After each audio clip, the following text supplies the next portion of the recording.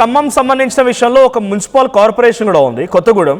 So కొత్తగూడెంలో CPI కొంత కాంగ్రెస్ పార్టీతో పొత్తు వెనక్కి తగ్గింది. వాళ్ళు ఏమాత్రం కూడా కంటిన్యూ చేయలేమని చెప్తున్నారు. నిన్న నేను చూశాను కూనంనేని సాంబశివరావు కూడా మీడియాతో మాట్లాడుతూ ఇక నా సత్తా ఏంటో చూపిస్తే అవసరమైతే మీరు కట్టడి చేయాలనుకుంటున్నారు, నేను మీరు అనుకున్నట్టుగా పిల్లిని కాదు పుల్లి అంటున్నారు ఆయన. సో కొత్తగూడెంలో కార్పొరేషన్ పైన కమ్యూనిస్టుల ప్రభావం ఏం రకం కనబడుతోంది? సో ట్రెండ్స్లో కాంగ్రెస్ పార్టీ కొంత లీడ్లో ఉన్నప్పటికీ అది ఫైనల్ వరకు కంటిన్యూ అవుతుంది అనుకోవాలా?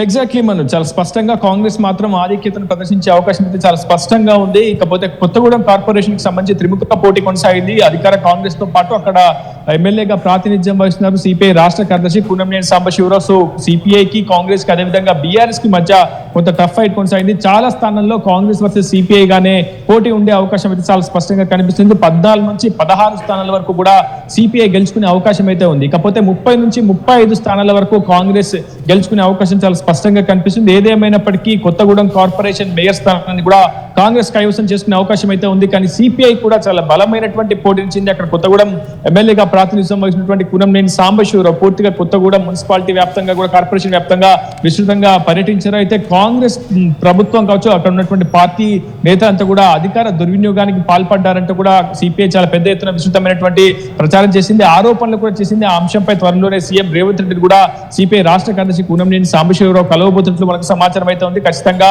మున్సిపాలిటీ ఎన్నికల్లో కావచ్చు, కార్పొరేషన్ ఎన్నికల్లో గడిచినటువంటి స్థానిక సంస్థల ఎన్నికల్లోనూ సిపిఐ పార్టీ నేతలను అడ్డుకున్నారు. సిపిఐ పార్టీ నేతలను ప్రచారం చేయకుండా అడ్డుకునే ప్రయత్నం చేశారు. అభ్యర్థులను భయభ్రాంతులకు గురి చేశారు, బెదిరింపులకు గురి చేశారు. పోలీసులను అడ్డం పెట్టుకుని కాంగ్రెస్ చాలా చోట్ల అధికార దుర్వినియోగానికి పాల్పడిందంటూ కూడా సిపిఐ మిత్రపక్షంగా ఉన్నటువంటి సిపిఐ కూడా ఆరోపించడం పెను దుమారాన్ని అయితే రేపింది. ప్రస్తుతం కొత్తగూడెం కార్పొరేషన్ సంబంధించిన ఎన్నికల ప్రక్రియ సరిగ్గా మరొక 20 నిమిషాల్లోపే ఫలితాలు కూడా వెల్లడే అవకాశం ఉంది. మొత్తం 60 టేబుల్ ఏర్పాటు చేశారు. ఒకే రౌండ్ లో కొత్తగూడెం కార్పొరేషన్ ఫలితాలు వెల్లడయ్యే అవకాశం ఉంది. దాదాపు కాంగ్రెస్ అత్యధిక స్థానాలు గెలుచుకునే అవకాశం చాలా స్పష్టంగా కనిపిస్తుంది కొత్తగూడెం కార్పొరేషన్ లో. మనోజ్.